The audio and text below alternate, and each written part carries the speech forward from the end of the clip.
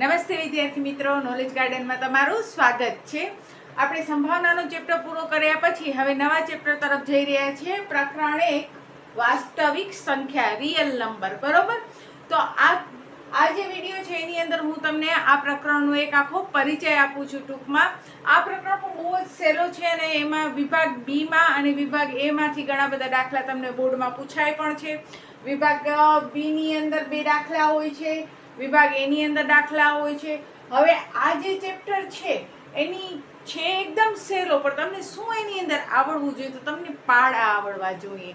હા, તમને પાડા આવડવા જોઈએ. ઘણા બધા વિદ્યાર્થીઓ એવા હોય છે કે જેને ગણિત શીખવું છે પણ પાડા જ નથી આવડતા. જો પાડા ના આવડે તો તમારો પાયો ઘણો કાચો કહેવાય. તો સૌથી પહેલા તો તમારે પાડા જ શીખવા પડે. તો હવે આપણે જોઈએ પહેલા આ પ્રકરણ વિશેની ટૂંકમાં માહિતી. તો આ પ્રકરણની અંદર વાસ્તવિક સંખ્યાઓ, તો પહેલા હું તમને બધી સંખ્યાઓ વિશે કહું કે કઈ કઈ સંખ્યાઓ હોય છે. ભાઈ જુઓ, મારા કને એક થેલો છે. એ થેલાની અંદર મેં બધા નંબર ગોતીને નાખ્યા. 1 2 3 4 5 6 એમ જેટલી પણ સંખ્યાઓ છે. આપણે ખબર છે સંખ્યાઓ અનંત છે, કોઈ દી પૂરી થાય નહીં. જેટલી પણ સંખ્યા આવી બધી સંખ્યા મેં થેલાની અંદર નાખી દીધી. તો મારો ઈ થેલો એક ગણ બની ગયો. કયો ગણ બની ગયો? ગણ n. એટલે કે પ્રાકૃતિક સંખ્યાઓનો ગણ બની ગયો. પ્રાકૃતિક સંખ્યાઓનો સાદી ભાષામાં કહીએ તો એક થેલો બની ગયો કે એ થેલાની અંદર 1 થી કરી અને અનંત સુધીની સંખ્યાઓ મેં ભરેલી છે. હવે ભાઈ મેં 1 થી કરીને અનંત સુધીની સંખ્યા તો ભરી લીધી, પણ આપણો જે 0 જોવા જાય તો કાંઈ નથી વેલ્યુ ને. જુઓ તો ઘણી વેલ્યુ છે એની. જેમ કે 0 આગળ લાગે તો કાંઈ વેલ્યુ નથી, પણ જો એ પાછળ લાગી જાય તો આંકની કિંમત વધી જાય. તો આ 0 રડવા લાગ્યું કે છે કે બેન તમે ભાઈ થેલામાં 1 થી કરીને અનંત સુધીની સંખ્યા ભરી, મને ના ભર્યો. સ્ટાર્ટિંગ તો મારાથી થાય. કોઈ પણ સંખ્યાની સ્ટાર્ટિંગ 1 થી નહીં 0 થી થાય. 0 1 2 3 4 5 6. એટલે પછી મેં મારા થેલામાં એ 0 પણ નાખી દીધો. હવે જો મેં મારા થેલામાં 0 નાખી દીધો તો મારા થેલાનું નામ બદલી ગયું, મારા ગણનું નામ બદલી ગયું. મારા ગણનું નામ આવ્યું W, એટલે કે પૂર્ણ સંખ્યા, વોલ સંખ્યા, વોલ નંબર્સ. બરોબર. 0 થી કરી અને અનંત સુધી. હવે તમે આ બંનેમાં જુઓ તો આ જે પૂર્ણ સંખ્યા છે એની અંદર બધી પ્રાકૃતિક સંખ્યાઓ સમાઈ ગઈ છે. પ્રાકૃતિક સંખ્યાઓ કઈ હતી? 1 થી અનંત સુધીની. અને આપણે જોઈએ તો આ પૂર્ણ સંખ્યામાં 1 થી અનંત સુધી આવી ગયા. એટલે કે પ્રાકૃતિક સંખ્યાઓ બધી પૂર્ણ સંખ્યામાં આવી ગઈ. તો એના માટે હું શું કહી શકું? તો હું એના માટે એમ કહી શકું કે ભાઈ W ની અંદર, એટલે કે પૂર્ણ સંખ્યાની અંદર પ્રાકૃતિક સંખ્યાઓ સમાયેલી છે. પછી આવશે પૂર્ણાંક સંખ્યાઓ. હવે ભાઈ મેં બેગની અંદર મારો જે થેલો હતો એની અંદર મેં તમને કીધું 1 થી કરી અનંત નાખ્યા, 0 ભાઈને પણ નાખી દીધા. તો પણ હજી એક સંખ્યાઓ રહી ગઈ જે રડવા લાગી કે બેન અમારો શું વાંક છે? કઈ સંખ્યાઓ? વેરી ગુડ પ્રીતભાઈ, માઇનસની સંખ્યાઓ. આ તો બધી પ્લસની સંખ્યા હતી. 0 ને તો પ્લસ કે માઇનસ હોય નહીં, તટસ્થ છે. તો હવે માઇનસની સંખ્યાઓ કે છે, અમે ક્યાં જઈએ? હાલો આપણે એને પણ થેલામાં નાખી દઈએ છીએ. તો હવે જો હું દરેક માઇનસ સંખ્યા નાખી દઉં છું થેલામાં, તો ફરી મારા ગણનું નામ બદલી ગયું. મારા ગણનું નામ થઈ ગયું Z. પૂર્ણાંક સંખ્યાઓ, જેની અંદર તમામ માઇનસ સંખ્યાઓ, 0 અને તમામ પ્લસ સંખ્યાઓનો સમાવેશ થઈ ગયો. હવે અહીંયા પણ જોશો તો બધી જ પ્રાકૃતિક સંખ્યા Z માં સમાયેલી છે. બધી જ પૂર્ણ સંખ્યાઓ એ પણ Z માં સમાયેલી છે. જો બધી પ્રાકૃતિક સંખ્યા એટલે 1 થી કરીને અનંત સુધી છે Z ની અંદર. પછી બધી જ પૂર્ણ સંખ્યાઓ 0 થી કરીને અનંત સુધી છે Z ની અંદર. અને બધી જ માઇનસ સંખ્યા હંમેશા ઊંધી આવે. -1 -2 -3 -4 -5 -6 એમ અનંત સુધી. પછી હવે શું રહી ગયો? હવે રહી ગયો અપૂર્ણાંક. અપૂર્ણાંક કઈ છે? તમે 1 2 3 નાખ્યા, 0 નાખ્યા, માઇનસ નાખ્યા, તમે પોઈન્ટ વાળી સંખ્યાઓ 1/2 મતલબ કે 0.5. અમે ક્યાં જશું? અમારી કાંઈ વેલ્યુ નહીં. ના ભાઈ, ગણિતમાં એની પણ વેલ્યુ હોય છે. એટલે કે એને આપણે નાખશું ગણ Q ની અંદર, જેની અંદર તમામ અપૂર્ણાંકો સમાઈ જશે. હવે આ તો વાત થઈ N, W, Z, Q આ બધેની. બરોબર. પણ હવે આપણે જોઈએ તો વાસ્તવિક રિયલ નંબર, તો આ બધા રિયલ નંબર જ છે. કારણ કે અવાસ્તવિક સંખ્યા કેને કહેવાય? જે અસમય હોય. તો સમય કેને કહેવાય? ઘણા બધા વિદ્યાર્થીઓને ઘણી મોટી મૂંઝવણ છે કે બેન આ સમય અસમયમાં તો અમને કંઈ સમજાતું જ નથી. શું સમય કહેવાય, શું અસમય કહેવાય? તો એક સિમ્પલ વાત કરું, જે વર્ગમૂળમાંથી બારે ન નીકળી શકતો હોય, એટલે કે જેને પૂર્ણ વર્ગ ન હોય, તો એવી બધી જ સંખ્યાઓ કેવી કહેવાશે? અસમય કહેવાશે. બરોબર? વર્ગમૂળમાંથી બારે નથી નીકળી શકતી, એનો વર્ગમૂળ કાંઈ નથી નીકળતો. આપણે જેમ કે કહું કે વર્ગમૂળમાં 4, તો વર્ગમૂળ 4 નો શું થાય? 2 થાય. બરોબર? કે વર્ગમૂળ 4 નો વર્ગમૂળ કેટલો થયો? 2 થયો. પણ જે સંખ્યાનો કોઈ વર્ગમૂળ જ નથી, બધી અસમય સંખ્યા કહેવાય. આ સિવાય પણ નિયમ છે કે જો છેદ સ્વરૂપમાં હોય, પીક્યુ સ્વરૂપમાં હોય, તો આપણા જે ક્યુ ભાઈ છે એ માઇનસમાં હોવા જોઈએ નહીં. બરોબર? માઇનસમાં હોવા જોઈએ નહીં. એટલે તો આપણે જ્યારે પણ અંશ છેદની રકમ આવે છે ત્યારે છેદને માઇનસ ન કરતા મિડલમાં માઇનસ લખતા હોઈએ છીએ. હવે આવી જ આપણે કેટલીક સમય સંખ્યાઓ અને અસમય સંખ્યાઓ વિશે ચર્ચા કરીએ. તો જોઈએ કેને સમય સંખ્યા કહેવાય અને કેને અસમય સંખ્યા કહેવાય. ચાલો આપણે 1 થી સ્ટાર્ટ કરીએ. વર્ગમૂળમાં 1, તો 1 ગુણ્યા 1 એટલે 1 નો વર્ગ થાય. બરોબર? તો વર્ગમૂળ 1 તો એ શું થયો કહેવાય? 1. એટલે આ વર્ગમૂળ 1 કેવી કહેવાશે? સમય કહેવાશે. વર્ગમૂળ 2 કેટલા ગુણ્યા કેટલા કરું તો 2 થાય? તમે કહેશો બેન 2 એકા 2, આ એ પૂર્ણ વર્ગ છે. નો, નથી. કારણ કે અહીંયા બંને રકમ સમાન આવવી જોઈએ. આ ન ચાલે. એટલે કે વર્ગમૂળ 2 છે એનો કાંઈ વર્ગમૂળ નીકળતો નથી. તો વર્ગમૂળ 2 આપણા માટે કેવી થઈ ગઈ કહેવાય? અસમય સંખ્યા થઈ કહેવાય. પછી વર્ગમૂળ 3, બોલો રાધાબેન, વર્ગમૂળ 3 કેવી કહેવાશે? હા, તો વર્ગમૂળ 3 પણ કેવી કહેવાશે? અસમય. કારણ કે વર્ગમૂળ 3 નો પણ કાંઈ જ નીકળતો નથી, પૂર્ણ વર્ગરૂપ નથી, પૂર્ણ વર્ગ સંખ્યા નથી. 4, અરે હા, 2 ગુણ્યા 2 એટલે કે 2 નો વર્ગ.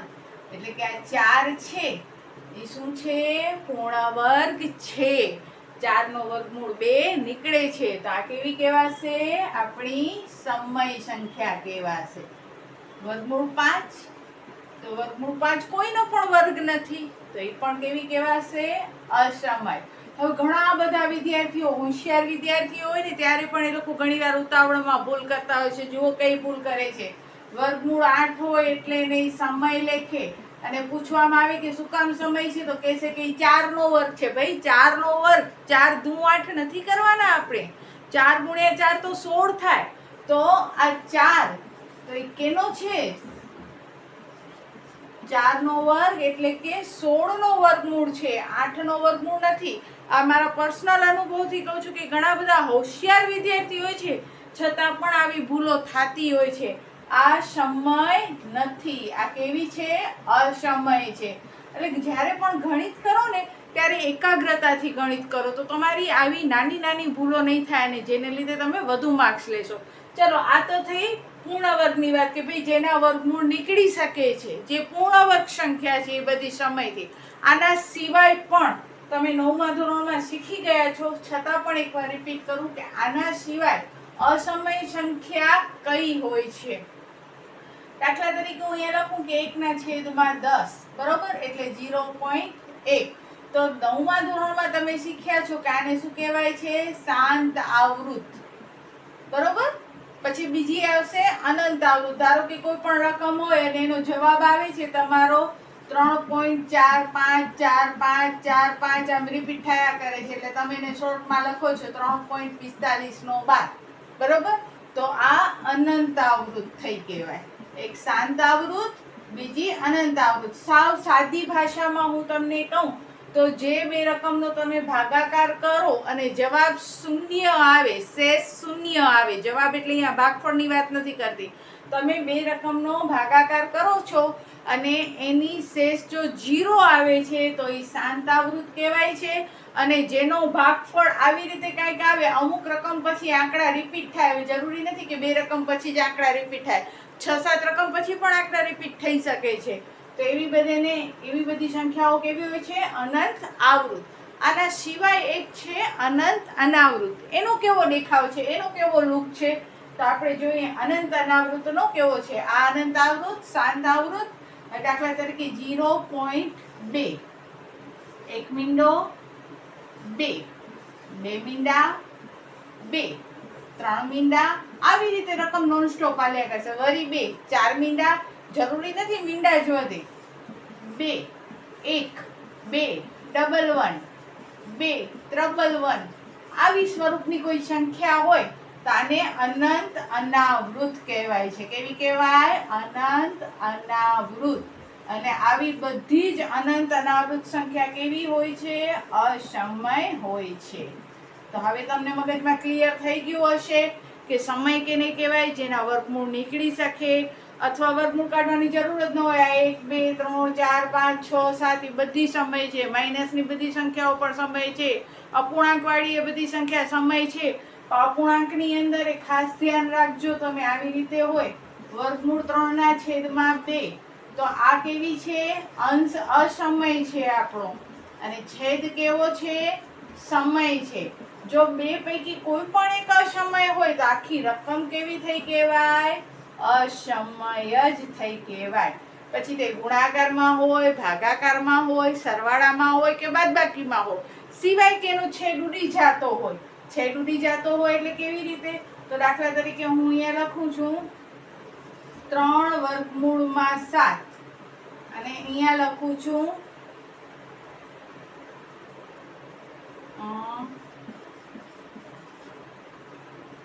98.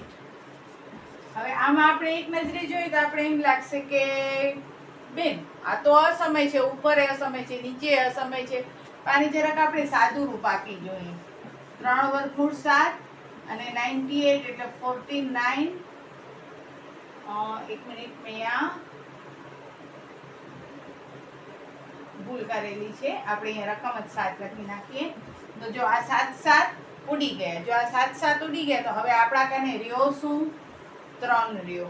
તો આ કેવી થઈ ગઈ? સમય. એટલે સાદું રૂપ આપો ને વર્ગમૂળ નીકળી જતો હોય તો એ પણ શું થઈ કહેવાય? સમય સંખ્યા થઈ કહેવાય. તો આવી રીતે સમય અને અસમય સંખ્યાઓ પણ આપણે જોઈ. હવે જે નેક્સ્ટ વિડીયો છે એમાં આપણે દાખલા કરશું. એ દાખલાની અંદર આવે છે ગુસ્સા અને લસા. અને આપણા જે મયુરીબેન છે ને, એને તો ગુસ્સા અને લસા મગજ જ ફેરવી નાખે છે, ગુસ્સો દેવડાવી દે છે.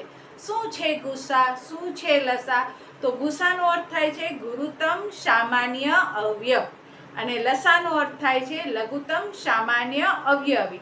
હવે જ્યારે તમે દાખલા કરો છો, બેન મને ભાગ આવડી ગયા, અવયવ પાડતા આવડી ગયા, અવયવ વૃક્ષ બનાવતા આવડી ગયો, પણ ગુસ્સા અને લસામાં મારી ભૂલ થાય છે. તો વિદ્યાર્થી મિત્રો, જો તમને લસા શોધતા ના આવડે તો લસા સૂત્રથી પણ તમે શોધી શકો છો, પણ ગુસ્સા શોધતા આવડવો જોઈએ.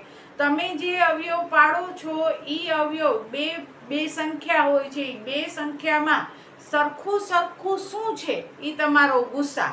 હવે સરખું શું છે? તો ધારો કે અહીંયા કને હું એક સિમ્પલ ઉદાહરણ લઉં છું કે ભાઈ મેં સાવ સિમ્પલ કીધું કે હાલો 8નો અને 12નો આપણે કરીએ. તો તમે તરત કહેશો બેન 2 ચોક 8, 2 દૂ 4, 2 એકા 2. આના વિશે વિસ્તૃત માહિતી હું તમને નેક્સ્ટ વિડીયોમાં દઈશ, પણ આ ખાલી જસ્ટ ઉદાહરણ માટે હું તમને કહું છું. તો જો પહેલા તો તમે એના ભાગ લખો. 8 એટલે 1 2 ને 3 એટલે 2 ની 3 ઘાત આવી, અને 12 એટલે 2 ની 2 ઘાત અને ગુણ્યા 3, 2 ની 2 ઘાત અને 3. હવે આમાં તમને જો ગુસ્સા શોધવો હોય તો બંનેમાં સરખું શું છે એકવાર ઈ જુઓ. સરખું શું આવ્યો? 2. પણ હવે અહીંયા 3 ઘાત છે ને અહીંયા 2 ઘાત છે, તો શું લખવી?